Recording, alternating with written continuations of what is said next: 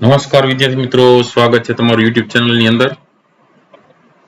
ધોરણ 5 ની અંદર હિન્દી વિષયમાં આપણે અલગ અલગ પાઠના વિડીયો જોઈએ છે, જેમાં ચોથું આવે છે પ્રકરણ સોચ અપની અપની.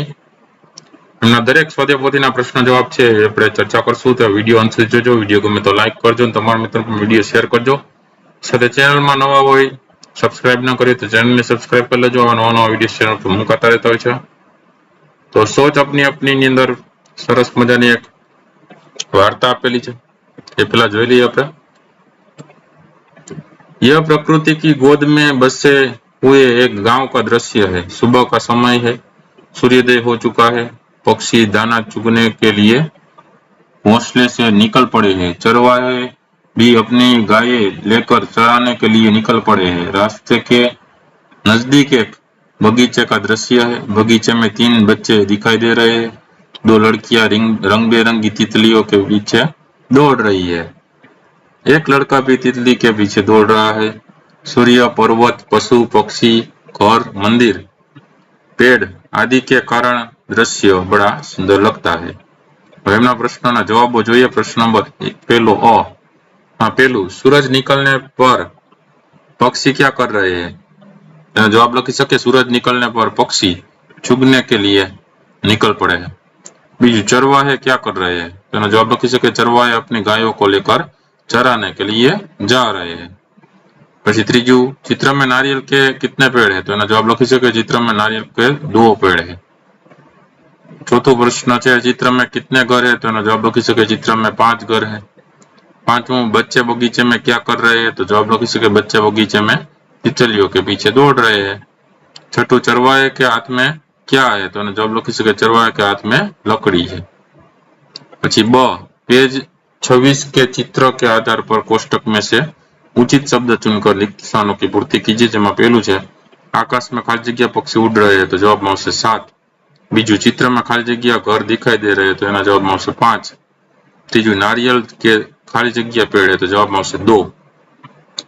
चौथुं नारियल के पेड़ घर के खाली जगह है, तो घर के पीछे है। प्रश्न बीजो सोच कर लिखिए। જેમાં પહેલું चरवाहे क्या सोचते होंगे? जवाब लिख सके गाय चराने कहाँ जाएंगे? नदी की ओर या जंगल की ओर? गायों को ज्यादा घास कहाँ मिलेगी?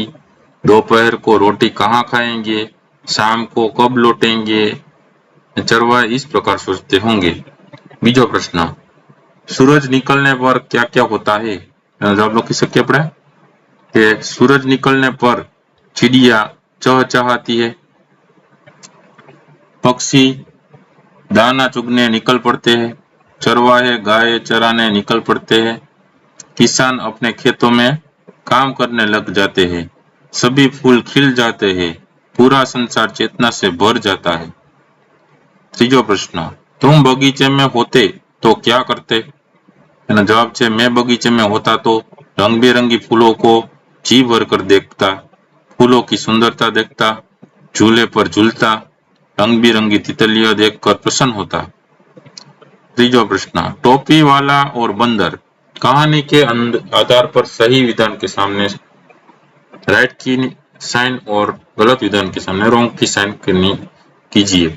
पहला वाला है व्यापारी कपड़े ले जा रहा है, जवाब में आवशे खोटू। बीजू व्यापारी टोकरी पेड़ के नीचे रखता है, एना जवाब में आवशे साचू।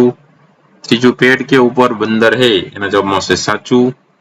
चौथुं बंदरों ने कपड़े ले लिए, एना जवाब में आवशे खोटू। पांचवुं व्यापारी ने अपनी टोपी उतार कर नीचे फेंक दी, तो एना जवाब में आवशे साचू। छठुं बंदरों ने व्यापारी की नकल कर अपनी टोपियां फेंक दी, एना जवाब में आवशे साचू। सातमुं व्यापारी ने टोपियां इकट्ठी कर ली, एना जवाब में आवशे साचू। प्रश्न नंबर 4 जिस क्रिया से प्रकृति को फायदा होता है उसके सामने सही की निशानी और जिसमें नुकसान होता है उसमें गलत की निशानी का चिन्ह कीजिए। पहलू છે लोग पेड़ काटते रहते हैं, जवाब में आवशे खोटू। बीच आशा पानी से खिलवाड़ करती रहती है, जवाब में आवशे खोटू। तीजू अनुज कमरे से बाहर जाता है तो लाइट बंद करना भूल जाता है, जवाब में से खोटू। चौथुं नवीन हर साल पेड़ पौधे लगाता रहता है। एना जवाब में से साचू। पांचमू, किसान खेतों में कुदरती खाद डालते हैं। एना जवाब में से साचू। छठू, सतीश रास्ते में खड़ा रहता है तो मोटरसाइकिल चालू रखता है। एना जवाब में से खोटू। प्रवृत्तियां बात करिए। पहली प्रवृत्ति है चित्र को देखकर उसका वर्णन कीजिए। तो सरस मजाનું चित्र આપ્યું છે અને વર્ણન આપણે લખી શકીએ। यह कुदरती दृश्य है। किसान फसल काट रहा है। उसके पास क्यारी में सब्जी है। कुआं और छोटी कुटिया भी है। कुएं के पास पक्षी है। कुछ पेड़ और मैदान दिखते हैं। नारियल का एक पेड़ भी है। पर्वतों के बीच एक सरोवर है। सरोवर में जहाज तैर रहा है। दूर दूर 3 ऊंट जा रहे हैं। बड़ा मन भावन दृश्य है। આવી રીતે આપણે વર્ણન લખી શકીએ છીએ। ત્યારબાદ બીજી પ્રવૃત્તિની વાત કરીએ તો अलग अलग फूलों के चित्र इकट्ठे करके यहाँ चित्र चिपकाइए और उनके नीचे दिए गए हिंदी नाम लिखिए। तो आ चित्र તમારે આવા બરાબર મળે એ લગાડવાના અને એની નીચે તમારે હિન્દીમાં એના નામ લખવાના છે ફૂલના, જેમ કે ગુલાબ, ગેંદા, કમળ, મોગરા, गुड़हल, गुलदाउदी, चंपा, सूरजमुखी। बराबर है। त्यारबाद त्रीजो प्रश्न है चित्र के आधार पर नीचे 5 वाक्य लिखिए। तो चित्र आप्યું છે અને चित्रને આધાર ઉપર આપણે નીચે લખી શકીએ એનું વર્ણન કે चित्र में पेड़ और पौधा दिख रहे हैं। हरी घास भी है। दूर दूर 3 पहाड़ खड़े हैं। ऊपर खुला आकाश दिख रहा है। एक फिसलन पट्टी है। फिसलन पट्टी की दूसरी ओर सीढ़ी है। फिसलन पट्टी के ऊपर से लड़की फिसल रही है। फिसलन पट्टी के पास एक लड़का खड़ा है। दोनों भाई बहन खुश है। त्यारबाद प्रश्न नंबर 4, टोपी वाला और बंदर कहानी लिखिए। तो एक समय की बात है, एक गांव में एक व्यापारी रहता था। वह अपना पेट भरने के लिए गांव गांव जाकर टोपियां बेचा करता था। वह रोज सुबह एक बड़ी सी टोकरी में टोपियां लेकर निकलता था। उन्हें बेचकर वह शाम तक अपने घर वापस आ जाता था। एक सुबह वह अपनी टोकरी में रंग बिरंगी टोपियां लेकर निकला। एक गांव में टोपियां बेचने के बाद वह दूसरे गांव की ओर जा रहा था।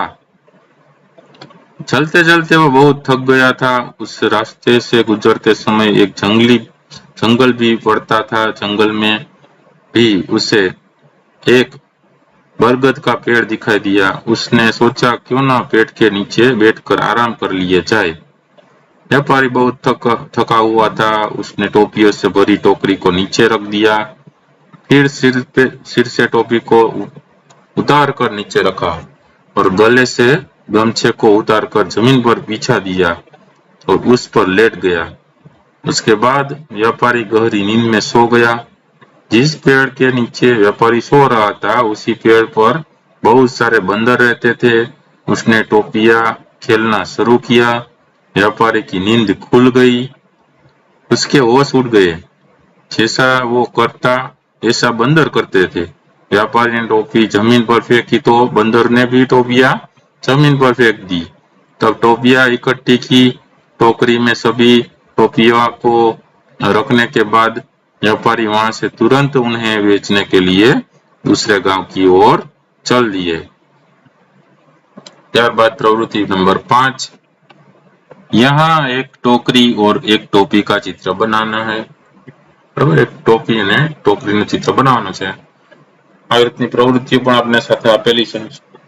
તો વિડીયો ગમ્યો હોય તો લાઈક કરજો, તમારા મિત્રોને પણ વિડીયો મોકલજો। આમાંથી મોસ્ટ ઓફ પ્રશ્નો આવનારી પરીક્ષા માટે પૂછાઈ શકે। તો જોતા રહેજો આ વિડીયો, જ્ઞાનમાં વધારો કરતા રહેજો। Thank you very much and take care.